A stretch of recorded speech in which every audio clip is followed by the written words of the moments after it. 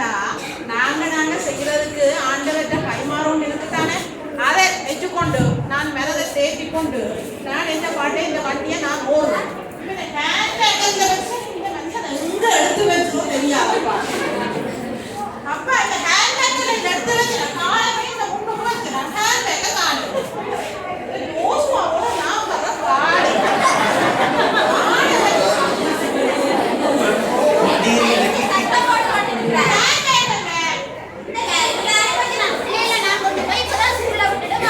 பெரிய motor cycle வச்சிருக்கிறேன்.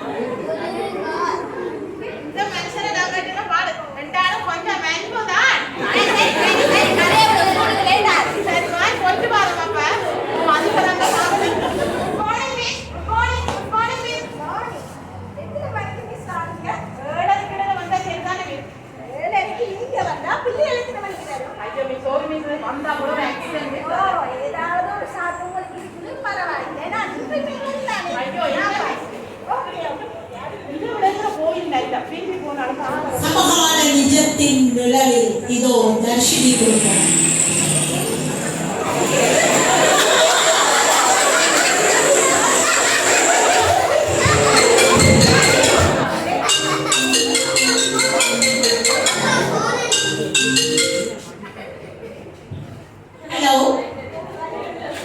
Hello தர்ஷினியா கேட்டீங்க? தர்ஷினி, இன்னைக்கு 7 மணிக்கு சர்ச்சில் கமிட்டி மீட்டிங் இருக்குது. கட்டாயம் வரணும் தர்ஷினி. ஏங்க சிவராஜா மேயோ தனக்கு மேலே அங்கிருக்கோம் வரமாட்டேன்னு சொல்லிட்டு போயிட்டார். ஆகையால கட்டாயம் வந்திருக்கோம், பார்த்துட்டு இருக்கோம், கூட்டத்தை தொடங்காம. ஓகே நன்றி. ஃபாதர் எனக்கு என்னன்னா கிளாஸ் இருக்கு ஃபாதர், மகனுக்கு எக்ஸாம் கட்டாயம் விடணுமா? ஓ தர்ஷினி, எக்ஸாம் இருந்தாலும் ஒரு 10 நிமிடம் உங்களுக்கு டைம் தாங்க, பிந்தினாலும் பரவாயில்ல, கூட்டத்துக்கு கட்டாயம் சம்பவம் அடையும். பாப்போம், ட்ரை பண்ணுறேன் ஃபாதர். தேங்க்ஸ். எங்க ஃபாதரோட என்ன செய்யறதே இந்த கமிட்டியில போனதுக்கு சரி நான் பண்ற காலேஜ்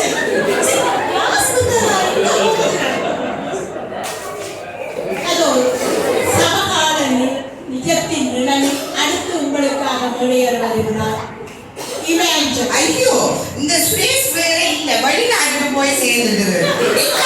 நானே செய்ய வேண்டியிருக்குது.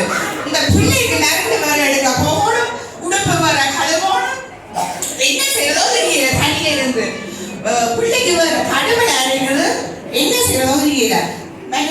சர்ச்சுக்கு போகலாம்னு பார்த்தாலும் சர்ச்சுக்கு போய டைம் இல்லாம இருக்குது. ஜெபம் செய்யணும். ஆனோஸ் ஏனோஸ் டெனோஸ்யா வாங்க ஜெபம் செய்ய போவோம். ஃபாதர் கிட்ட பேசுற ஜெபம் செய்ய அடுத்து வந்து சரி நான் ஜெபம் செய்கிறேன் கருத்துடன் செல்கிறார்கள். அடுத்ததாக நிஜத்தின் நிழலில் அடுத்ததாக உங்களுக்கு மேடையேற போகிறார் நவீன நங்கை 2024ஆம் ஆண்டு உலக அழகுராணியாக தேர்வு செய்யப்பட்டார்.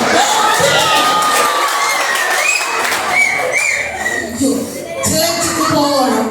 ஆனா இந்த வழியில நான் விட்டு விடுக்கிறேன். எல்லாம் அடிச்சு வழியிட்டு தான் போவேன். நான் காட்டுகிறேன்.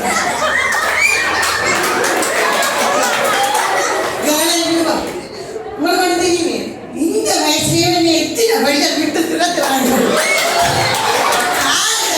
உள்ளாக்கு போடுறாங்க. அது பொடிகளுக்கு பொட்டிகளுக்கு இப்ப ஒரு பக்கம் ட்ராக்ஸ், ஒரு பக்கம் ஷாக்ஸ், இதான் பிரச்சனை. அப்ப என்ன செய்யணும்? நாங்களும் வழிபாத்தானே இருக்கணும், வழிபாத்தானே போகணும். சரி அது எல்லாம் அடிக்கிறேன். சரி அடுத்தது என்ன கீழ்ஸ் போயிடல சட்டைக்கு கீழ்ஸ் கீழ்ஸ் அவசரத்துக்கு வேற பசி எங்க காற்றுக்கு கொண்டாட்ட வீட்டுக்கு போட்டு எங்க வச்சு கட்டுக்கு ஓட்டிட்டு எடுத்தாச்சு போட்டாச்சு சொல்லுவேன். சரி நீ நண்டா எனக்கு அப்படிதான் வலிக்குட நேரம் போடுவோங்க பாருங்க. நைஸா ஃபாதருக்கு தெரியாம பின் வரிசையில நைஸா போய் கவிதாக்கா விட வச்சிருப்பா ஒரு வந்து அங்க பார்க்க மாட்டேங்குது. ஈரான் இந்த ஸ்டைலையும் அவங்க என்னவே ரோஹில் இந்த ஸ்டைலை பார்க்க மாட்டேங்குது. நான் நான் போட்டு வாங்க நான் வந்து லேட்டா போனாலும் நான் லேட்டஸா போறேன்.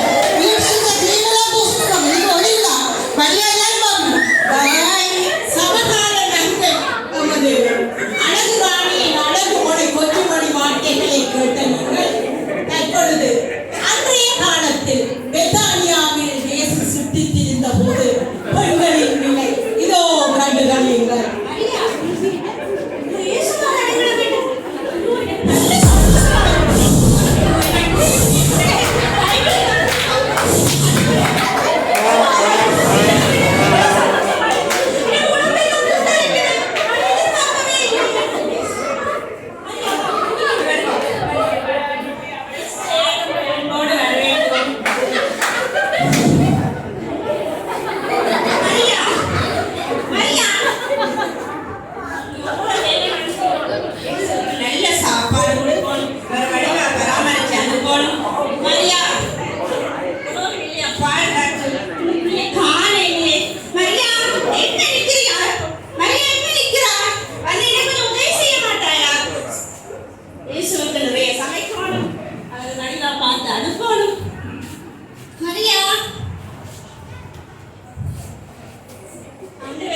உங்களுக்கு கவலையா நான் எவ்வளவு வேலை செய்து கொண்டிருக்கிறேன். இந்த மரியா உங்களுக்கு பக்கத்துல இருக்கிறாரே சொல்ல மாட்டீங்களா நீங்க?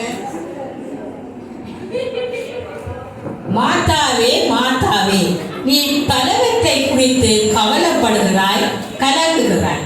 மரியாளோ நல்ல பங்கை தேர்ந்து கொண்டாள். நல்ல பங்கு அவளிடமிருந்து எடுத்துக்கொள்ள முடியாது. பெண்கள் சங்கத்தினால் வழங்கப்பட்ட நிகழ்வை கண்டு ரசித்தீர்கள். மங்கையராய் பிறப்பதற்கே நல்ல மாதமும் செய்திடல் வேண்டும். தவம் செய்து பிறந்தவர்களின் நிலையை நிஜமற்ற வாழ்க்கை அது அழகாக இருக்கும் போதே அறநெறிக்கு உன்னை அர்ப்பணித்து அழகு கொடு. நிஜமற்ற வாழ்க்கை அது அழகாக இருக்கும் போதே அறநெறிக்கு உன்னை அர்ப்பணித்து அழகு கொடு. புதுமை பெண்களாக புத்துணர்ச்சி பெற்று இல்லறத்திற்கும் இறை பணிக்கும் இதமாக உன் இதயத்தை கொடு. இல்லறத்திற்கும் இறைவனிக்கும் இதமாக உன் இதயத்தை கொடு. தூய ஆவி ஆலயத்தின் பெண்களே, நீங்கள் இன்பமாக இருந்தாலும் வாழ்வின் நிஜத்தின் நேரடி அலை இது. இதுவும் மாறி போகும். வாழ்வின் நிஜத்தின் நேரடி அலை இது. இதுவும் மாறி போகும். மாத்தாளாகிய நாம் இனி மரியாதை போல் வாழ மனதார இறைமகனை நேசித்து நல்ல பங்கை தேர்ந்தெடுப்போம். மனதார இறைமகனை நேசித்து நாம் நல்ல பங்கை தேர்ந்தெடுப்போம். இயேசுவின் குடும்பமாக மாறுவோம். பார்த்தீங்கதானே நாங்க எங்கே ஓடிக்கொண்டிருக்கிறோம்? நாங்க யாராவது நினைக்கிறோமா? அந்த சமுதாயத்தில் பெண்கள் எப்படி நடக்கிறோம் நினைக்கிறோமா? பைபிள நினைக்கிறோமா? வசனத்தை நினைக்கிறோமா? ஒன்றுமே இல்லை. அவரை நினைக்கிறோமா? துதிக்கிறோமா? சொல்லப்பட்ட கட்டளைகளுக்கு கீழ்படுகிறோமா? ஒன்றுமே இல்லை.